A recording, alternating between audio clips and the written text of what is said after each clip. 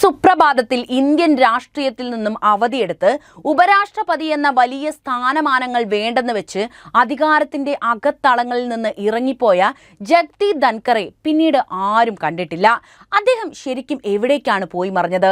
എന്തുകൊണ്ട് അദ്ദേഹം പെട്ടെന്ന് ഇങ്ങനെ ഒരു തീരുമാനമെടുത്തു? അതിനു പിന്നിൽ എന്തെങ്കിലും ദുരൂഹതയുണ്ടോ? നമുക്ക് പരിശോധിക്കാം. മുൻ ഉപരാഷ്ട്രപതി ജഗ്ദീപ് ധൻഖറെ കാണാനില്ലെന്ന പരാതിയുമായി ശിവസേന MP സഞ്ജയ് റാവത്ത് രംഗത്തെത്തിയിരിക്കുകയാണ്. രാജിവെച്ച ശേഷം ജഗ്ദീപ് ധൻഖറെ കുറിച്ച് വിവരമൊന്നുമില്ലെന്ന് കാണിച്ചാണ് സഞ്ജയ് റാവത്ത് കേന്ദ്ര ആഭ്യന്തരമന്ത്രി അമിത് ഷായ്ക്ക് കത്തെഴുതിയത്. കൂടാതെ രാജിവെച്ച ശേഷം ജഗ്ദീപ് ധൻഖറെ കാണാനില്ലെന്ന ആരോപണവുമായി കപിൽ സിബലും രംഗത്തെത്തിയിരുന്നു. കേന്ദ്ര സർക്കാർ ഇക്കാര്യത്തിൽ മറുപടി പറയണമെന്നും അദ്ദേഹം ആവശ്യപ്പെട്ടു. രാജ്യസഭാ MPയും മുതിർന്ന അഭിഭാഷകനുമായ കപിൽ സിബലാണ് കഴിഞ്ഞ ദിവസം ഇക്കാര്യം ഉയർത്തി രംഗത്ത് വന്നത്. അതേസമയം ജൂലൈ 22-നായിരുന്നു രാജ്യത്തെ ഞെട്ടിച്ച് ജഗ്ദീപ് ധൻഖർ രാജിവെക്കുന്നത്. ആരോഗ്യ പ്രശ്നങ്ങൾ ചൂണ്ടിക്കാട്ടിയായിരുന്നു രാജി.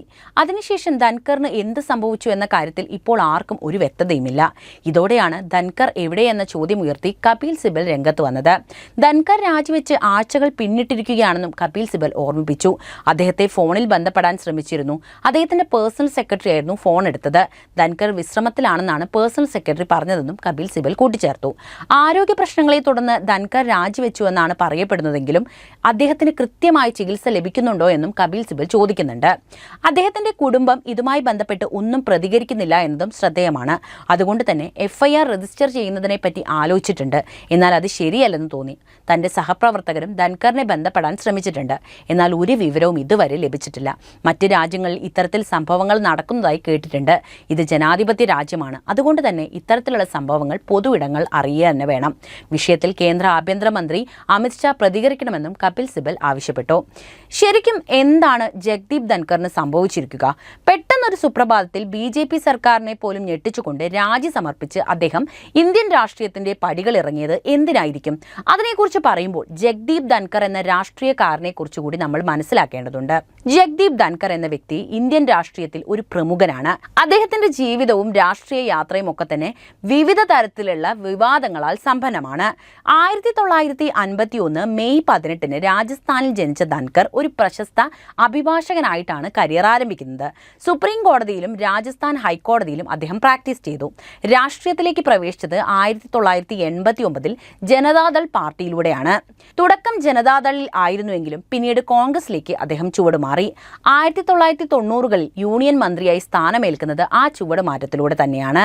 വർഷങ്ങൾ അങ്ങനെ കടന്നുപോയി. എന്നാൽ കോൺഗ്രസുമായി ഒത്തുചേരാനാകാതെ വന്നപ്പോൾ മറ്റ് പല കോൺഗ്രസ് നേതാക്കളെയും പോലെ തന്നെ അദ്ദേഹം 2008 BJPയിൽ ചേർന്നു. BJPയിൽ അദ്ദേഹത്തെ കാത്തിരുന്നത് ഗവർണർ പദവിയായിരുന്നു. 2019 പശ്ചിമ ബംഗാളിലെ ഗവർണറായി അദ്ദേഹം നിയമിതനായി. അവിടെ തൃണമൂൽ കോൺഗ്രസ് സർക്കാരുമായി നിരന്തര സംഘർഷങ്ങൾ ഉണ്ടാക്കിയ അദ്ദേഹം വാർത്തകളിൽ സ്ഥിരമായിട്ട് ഇടം നേടാൻ തുടങ്ങി. അത് അദ്ദേഹത്തിന്റെ ഭരണഘടനാപരമായ പങ്കിനെക്കുറിച്ചുള്ള വിവാദങ്ങൾക്കും വഴിയൊരുക്കി. BJP ഇതര സംസ്ഥാനങ്ങളിൽ നടക്കുന്ന ഗവർണർ സംസ്ഥാന സർക്കാർ പോരു തന്നെയായിരുന്നു അവിടെയും സംഭവിച്ചത്. ഈ സംഘർഷം ഭരണഘടനാപരമായ അധികാരങ്ങളുടെ ഉപയോഗം, രാഷ്ട്രീയ ഭിന്നതകൾ, വ്യക്തിപരമായ ആരോപണങ്ങൾ എന്നിവയെ ചുറ്റിപ്പറ്റിയുള്ളതാണ്. ധൻഖർ സംസ്ഥാന സർക്കാരിന്റെ തീരുമാനങ്ങളെ, പ്രത്യേകിച്ച് തെരഞ്ഞെടുപ്പിന് ശേഷമുള്ള അക്രമങ്ങൾ, വിദ്യാഭ്യാസ സ്ഥാപനങ്ങളിലെ നിയന്ത്രണം, ബില്ലുകളുടെ അംഗീകാരം എന്നിവയെ വിമർശിച്ചു. മമത ധൻഖറിനെ BJPയുടെ ഏജന്റ് എന്ന് വിശേഷിപ്പിക്കുകയും 96 ജെയിൻ ഹവാല കേസിൽ അദ്ദേഹത്തിന്റെ പേര് ഉൾപ്പെട്ടതായി ആരോപിക്കുകയും ചെയ്തു. എന്നാൽ ധൻഖർ ഇത് നിഷേധിച്ചുകൊണ്ട് രംഗത്ത് വന്നു. സംസ്ഥാന അസംബ്ലിയിൽ ഗവർണറുടെ പ്രവേശനം തടഞ്ഞതും ദുർഗാപൂജ പരിപാടിക്കിടെ ഇരിപ്പിട വിവാദവും പോലുള്ള ചെറിയ സംഭവങ്ങൾക്ക് പോലും തർക്കങ്ങൾക്ക് കാരണമായി. ധൻഖർ മമതയെ ഭരണഘടനാ വിരുദ്ധമായി വിമർശിക്കുകയും സർക്കാർ ഉദ്യോഗസ്ഥർ അദ്ദേഹത്തിന്റെ യോഗങ്ങളിൽ പങ്കെടുക്കാതിരിക്കുന്നതിനെ അനാദരവ് എന്ന് വിശേഷിപ്പിക്കുകയും ചെയ്തു. മമത ധൻഖർ സമാന്തര ഭരണം നടത്താൻ ശ്രമിക്കുന്നുവെന്ന് ആരോപിക്കുകയും ചെയ്തു. ഈ തർക്കങ്ങൾ ട്വിറ്റർ വഴിയുള്ള വാഗ്ദാനങ്ങളും കത്തുകളും വഴി കൂടുതൽ രൂക്ഷമായി. സംസ്ഥാന കേന്ദ്ര ബന്ധങ്ങളെ കാര്യമായി ഇത് ബാധിച്ചിട്ടുണ്ട്. അങ്ങനെയാണ് 2022 ധൻഖർ വൈസ് പ്രസിഡന്റായി തെരഞ്ഞെടുക്കപ്പെട്ടതോടെ ഈ സംഘർഷം അവസാനിച്ചത്. ഇത് പശ്ചിമ ബംഗാളിലെ രാഷ്ട്രീയ അന്തരീക്ഷത്തിൽ ആഴത്തിലുള്ള പ്രത്യാഘാതങ്ങൾ ഉണ്ടാക്കിയെന്നത് ഇവിടെ എടുത്തു പറയേണ്ടതാണ്. ശേഷം ആ സ്ഥാനത്തു നിന്നും അദ്ദേഹം 2022 വൈസ് പ്രസിഡന്റായി തെരഞ്ഞെടുക്കപ്പെട്ടു. രാജ്യസഭാ ചെയർമാനായും അദ്ദേഹം പ്രവർത്തിച്ചിട്ടുണ്ട്. അദ്ദേഹത്തിന്റെ കാലഘട്ടം ഓപ്പോസിഷൻ അംഗങ്ങളുമായിട്ടുള്ള പലപ്പോഴും കടുത്ത വാദപ്രതിവാദങ്ങൾക്ക് സാക്ഷ്യം വഹിച്ചിട്ടുണ്ട്. പ്രത്യേകിച്ച് രാജ്യസഭയിലെ ചർച്ചകളിൽ അദ്ദേഹം സജീവമായിരുന്നു. എന്നാൽ 2025 ജൂലൈ 21 ഒരു അപ്രതീക്ഷിതമായ സംഭവമായി ധൻഖർ വൈസ് പ്രസിഡന്റ് പദവിയിൽ നിന്ന് രാജിവെച്ചു. ആരോഗ്യ പ്രശ്നങ്ങൾ ചൂണ്ടിക്കാണിച്ചുകൊണ്ട് പ്രസിഡന്റ് ദ്രൗപദി മുർമുവിന് രാജിക്കത്ത് സമർപ്പിക്കുകയായിരുന്നു അദ്ദേഹം. ഇത് ഇന്ത്യൻ രാഷ്ട്രീയത്തിൽ ഒരു അസാധാരണ സംഭവമായിരുന്നു. കാരണം വൈസ് പ്രസിഡന്റുമാർ സാധാരണയായി തങ്ങളുടെ ടേം പൂർത്തിയാക്കാറുണ്ട്. എന്നാൽ രാജി ഉടൻ തന്നെ സ്വീകരിക്കപ്പെടുകയായിരുന്നു ചെയ്തത്. പക്ഷേ ഇതുകൊണ്ട് തന്നെ നിരവധി ചോദ്യങ്ങൾ ഉയർത്താൻ ഈ രാജിക്ക് സാധിച്ചു എന്നതാണ് മറ്റൊരു വാസ്തവം. ഔദ്യോഗികമായി ആരോഗ്യ കാരണങ്ങൾ എന്നാണ് അദ്ദേഹം പറഞ്ഞത്. എന്നാൽ ഓപ്പോസിഷൻ പാർട്ടികൾ ഇതിന് പിന്നിൽ കൂടുതൽ ഗഹനമായ രാഷ്ട്രീയ കാരണങ്ങളുണ്ടെന്ന് ആരോപിച്ചു. BJP സർക്കാരുമായുള്ള ആഭ്യന്തര പൊരുത്തക്കേടുകൾ, പ്രത്യേകിച്ച് ഭരണഘടനാപരമായ നിലപാടുകളിൽ ധൻകർ പുസ്തകപ്രകാരം പോകാൻ ശ്രമിച്ചതിനാൽ സമ്മർദ്ദങ്ങൾ നേരിട്ടതായി ആരോപണങ്ങൾ ഉയർന്നു. ഒരു ജുഡീഷ്യൽ സ്കാൻഡലുമായി ബന്ധപ്പെട്ട് ക്യാഷ് അറ്റ് ഹോം ജഡ്ജ് എന്നറിയപ്പെടുന്ന ജസ്റ്റിസ് യശ്വന്ത് വർമ്മയുമായുള്ള ബന്ധം ചൂണ്ടിക്കാട്ടി ചിലർ ധൻകറിന്റെ രാജി ബന്ധപ്പെടുത്തി. ഓപ്പോസിഷൻ നേതാക്കളായ മല്ലികാർജുൻ ഖാർഗെ, കപിൽ സിബൽ തുടങ്ങിയവർ ധൻകറിനെ സർക്കാർ ഭീഷണിപ്പെടുത്തി പുറത്താക്കിയതായി ആരോപിച്ചത് ഈ ഘട്ടത്തിലാണ്. ഇത് ഭരണകൂടത്തിന്റെ ഭരണഘടനാപരമായ സ്ഥാപനങ്ങളിലുള്ള ഇടപെടലിന്റെ തെളിവായിട്ടാണ് അവർ ചൂണ്ടിക്കാണിച്ചത്. ധൻകറിന്റെ രാജി BJP സർക്കാരിനെ ഗണ്യമായി ബാധിച്ചിട്ടുണ്ട്. കാരണം ഇത് മോദി ഭരണകൂടത്തിന്റെ ആഭ്യന്തര പൊരുത്തക്കേടുകളെ വെളിപ്പെടുത്തുന്നതായിരുന്നു. വൈസ് പ്രസിഡന്റ് പദവി ശൂന്യമാകുന്നത് ഒരു പുതിയ തെരഞ്ഞെടുപ്പിനും വഴിയൊരുക്കി. ഇത് പാർലമെന്റിലെ ബജറ്റ് സെഷനുകളെയും രാഷ്ട്രീയ ചലനങ്ങളെയും സങ്കീർണമാക്കിയിട്ടുണ്ട്. ഓപ്പോസിഷൻ പാർട്ടികൾ ഇതിനെ സർക്കാരിനെതിരെയുള്ള ആയുധമാക്കി മാറ്റി. ഭരണകൂടത്തിന്റെ അധികാര ദുർവിനിയോഗമായിട്ട് ആരോപിച്ചു. BJPക്ക് ഉയർന്ന ഭരണഘടനാപരമായ പദവികളിൽ വിശ്വസ്തരെ മാത്രം നിയമിക്കാനുള്ള മോദിയുടെ തന്ത്രത്തെ ഇത് ചോദ്യം ചെയ്യുകയും ചെയ്തു. കൂടാതെ പാർട്ടിക്കുള്ളിലെ അസംതൃപ്തികൾ വർദ്ധിച്ചു വന്നു. രാജി മൂലം രാജ്യസഭയിലെ ചർച്ചകൾ തടസ്സപ്പെട്ടു.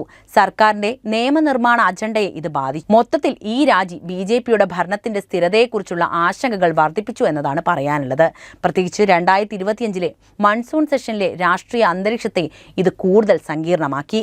രാജിക്ക് ശേഷം 2025 ഓഗസ്റ്റ് വരെ ധൻകറിന്റെ സ്ഥിതിയെക്കുറിച്ച് പുതിയ ആരോപണങ്ങൾ ഉയർന്നിരുന്നു. അദ്ദേഹം മിസ്സിംഗ് ആണെന്നും പൊതുവേദികളിൽ നിന്ന് അപ്രത്യക്ഷനായെന്നും ഓപ്പോസിഷൻ നേതാക്കൾ ആരോപിച്ചു.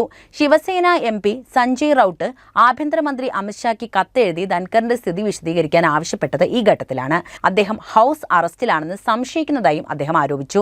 കപിൽ സിബൽ ലാപ്പത്ത വൈസ് പ്രസിഡന്റ് എന്ന് വിശേഷിപ്പിച്ച് ഹേബിയസ് കോർപ്പസ് ഫയൽ ചെയ്യണോ എന്നും ചോദിച്ചിട്ടുണ്ട്. ഇത് രാഷ്ട്രീയ രഹസ്യത്തെ കൂടുതൽ ആഴമുള്ളതാക്കി. സർക്കാരിനെതിരെ കൂടുതൽ ആരോപണങ്ങൾക്ക് വഴിയൊരുക്കുകയും ചെയ്തു. ചിലർ ഇതിനെ ജുഡീഷ്യൽ സ്കാൻഡലുമായി ബന്ധപ്പെടുത്തി. ധൻകറിന്റെ രാജി ആരോഗ്യത്തിന്റെ പേരിൽ മറച്ചുവെക്കാൻ ശ്രമിച്ചതാണെന്നും ആരോപണം ഉയർന്നു. ഈ ആരോപണങ്ങൾ സർക്കാരിന്റെ വിശ്വാസ്യതയെ കൂടുതൽ ക്ഷയിപ്പിച്ചു, ഓപ്പോസിഷനെ കൂടുതൽ ശക്തിപ്പെടുത്തുകയും ചെയ്തു. മൊത്തത്തിൽ ജഗ്ദീപ് ധൻകറിന്റെ രാജിയും തുടർന്നുള്ള സംഭവങ്ങളും ഇന്ത്യൻ രാഷ്ട്രീയത്തിലെ ഭരണകൂടത്തിന് ആഭ്യന്തര പൊരുത്തക്കേടുകളെയും ഭരണഘടനാപരമായ സ്ഥാപനങ്ങളിലുള്ള ഇടപെടലുകളെയുമാണ് വെളിപ്പെടുത്തുന്നത്.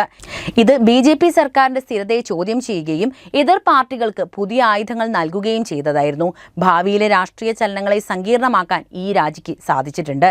ധൻകറിന്റെ ജീവിതം ഒരു അഭിഭാഷകനിൽ നിന്ന് ഉയർന്ന പദവിയിലേക്കുള്ള യാത്രയുടെ ഉദാഹരണമാണ്. എന്നാൽ അതിന്റെ അവസാനം വിവാദങ്ങളിൽ നിറഞ്ഞതാണ് എന്നത് മാത്രം.